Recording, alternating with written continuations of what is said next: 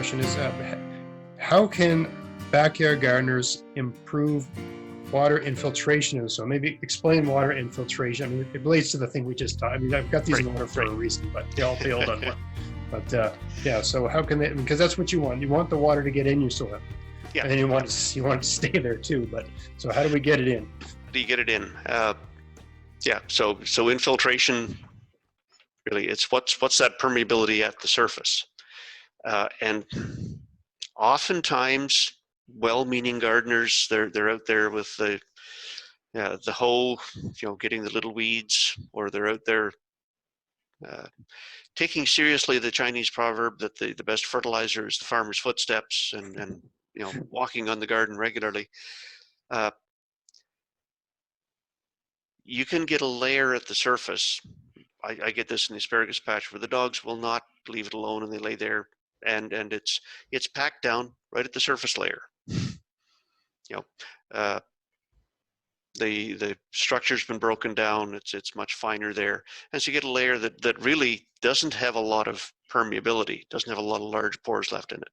And if we get a heavy rain, that just seals up, and the water runs off. Pools up, whatever. It pools on top. And, yeah. It doesn't infiltrate in very well. Right. An ideal soil, you've got that open, fluffy structure right to the surface, with enough of the larger pores that when it rains or when you put the sprinkler on, that water can soak in quickly. Right. So first thing is, if you've got a good amount of organic matter in your soil, you're going to have a structure that's going to stand up a lot better to abuse. Right. The standard, what we call the builder's loam, the stuff that's left over when they build new subdivisions that really has very little organic matter in it, and it's compacted to start with, is not going to be very permeable, or it's going to tend to seal off much more easily than a soil that's got good organic matter. That's first thing. If you can grow, that's where things like cover crops come in, or just having plants in your garden that are growing, that have fibrous root systems that will actually give more of a scaffolding to hold that structure together, will help to keep that more permeable. The next step is not messing up what's there. So don't over cultivate. Can I just get a clarification on what you just said? So you're saying that if there's something growing in the soil, it's basically a hole through the soil, right? It's basically something that goes into the air and down to the soil. So when you're saying scaffolding, that's what you mean. It's a thing that you've got something in the soil that's both above the soil and below the soil. So it's a means for water to get in. Well, that's part of it. You're creating holes in the soil. The other part is those fine roots actually bind the soil particles together. Okay. So they don't break. The structure doesn't break apart as easily. I see. Okay. So that's, and that's for, not every gardener is going to have time or space to be able to put cover crops in. But if somebody says, okay, I want to do it right, taking a year and planting some oats or some rye and leaving it, even turning in a couple of crops of that will really help to build the soil structure. What is that? This has got nothing to do with the questions I had here, but people are often saying to me, you need a cover crop, you need this, you need that. And I'm like, look, I got frost in May and I got frost in September. What the hell is this cover crop thing? I can't plant like some thing, it's such a short growing season here. Mm-hmm. In an extremely short growing season, does a cover crop mean letting let's say someone like me whose garden's compartmentalized, so I've got bed, all these different beds. Might a cover crop mean kind of like letting a bed go fallow for a season? Okay, this season I'm going to just put some alfalfa there, just going to let it do its thing. And then at the end of the season, I'm just going to cover it with some leaves and it's all just going to rot away. And then the following year, I'm going to have this wonderful, great stuff ready to go. Or is there some way I could actually grow something, kill it, and then plant something there within a really short growing season? Or is that more of a, super sunny, warm, long growing season type thing.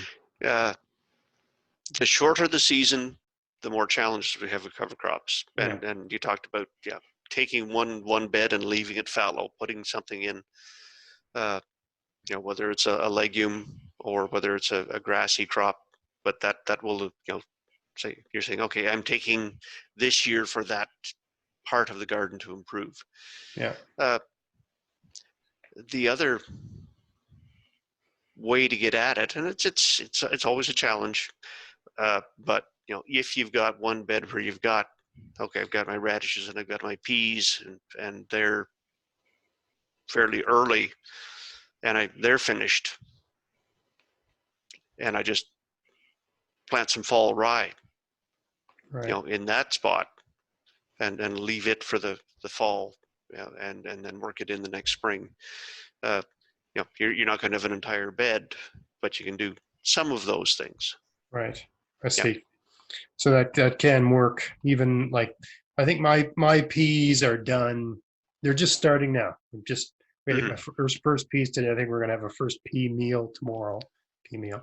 Probably go good with pea meal bacon. But I would say August they're done. Like, when the beans start like, oh my God, what am I gonna do with all these beans? That's when the peas are done. So they work out well. So I maybe plant a fall rye. Fall rye or August. or spring oats. Spring oats. Because if you can get in August, spring oats, they will stand a fair bit of frost. So they'll likely, in your climate, grow through till October. Right. And then die over winter. They just die. They don't go dormant. They die. They will die. Yeah. I'm not getting any oatmeal out of this. No. All right. No, but you don't want to. You want the root mass there, and those green tops to rot in place and help build the soil structure. So the root systems would just rot away. They'll rot away, but they'll leave behind enough. They're fibrous enough. Yeah. That they like I say, they form a scaffolding that holds that soil structure together. Huh. But not so much that I need to till it all up. I can just work depending on the plant. Yeah. If it's oats that die on their own, you could just stick the shovel in and plant whatever within that, and leave a mulch on the surface. I'm gonna have to try that. I got to figure out where to get them to, especially this. Seems like this year it's impossible to get anything. Right. Yeah. So cover crops, building soil structure, staying off the soil. Right. Especially when it's wet. Yes. Just stay out, stay away, leave it be. Don't overwork the soil. The rototiller has a place, but it's often overused because you can beat the crap out of it, and you can take soil and get rid of the big lumps, but it's awfully easy to go too far and leave that soil in pretty rough shape. The other thing is, if somebody's not patient enough and goes out, before the ground is really, really fit, you'll just smear the bottom of the layer with the rototiller. So you may have water that infiltrates and goes down the depth you tilled and just stop and not go any further because you've totally sealed that. Oh, you mentioned this in your book about that sort of thing. There's a certain time of the year when it's just too wet to be doing that sort of thing. Yeah. Right. Yeah. Well, and most people are sensible enough to say, oh, it's okay, it's wet, I won't go. And then 3 days later it's saying, oh, it looks dry, I should be able to go. And it's dry on top, and it's not dry 6 inches down. Right. Yes. Yeah. Yep. And then the final thing is, putting a mulch on the surface.